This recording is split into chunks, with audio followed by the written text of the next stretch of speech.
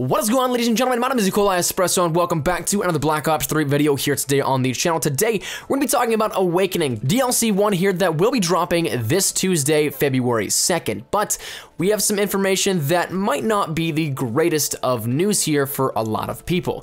This one is a change to how the DLC pack itself is accessed on console. Previously, in all the other DLC packs for as long as we can remember here, season pass holders or just people buying the standalone map pack, they would have to go to the console store or the store in-game of Call of Duty. From there, you'd have to go purchase it, download it, or if you already had the season pass, download it and skip that purchasing process. But basically, it was a bunch of different steps that you'd have to do in order to get the DLC to start downloading. Then it would have to download, install, do all that kind of stuff that would take still quite a long time here, but then it would just take overall a lot more time. Well, this one, in theory, what they're doing with it is absolutely great, but it's not really being executed as such. In theory, what they're going to do is pretty much erase that middleman out of the entire equation here. So basically, it's going to be added in a patch here to PlayStation 4, and then all you have to do is go to store map packs and activate Awakening after that. So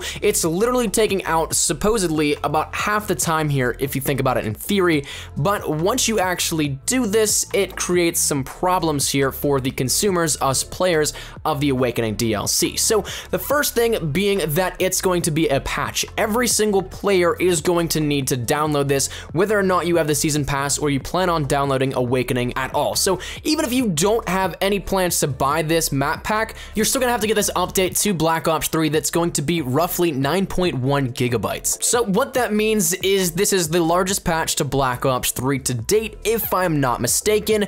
And with that said, we all know that consoles can throttle download speeds, so even if you have great downloads, this is gonna take a long time to download. PlayStation 4 and Xbox One are notorious for having extremely slow download speeds, so this might actually affect how quickly some people can actually get the map pack. Now, another thing that's going to really hinder the ability of players being able to play it right away is the fact that this is going to go live much later than we've seen previously.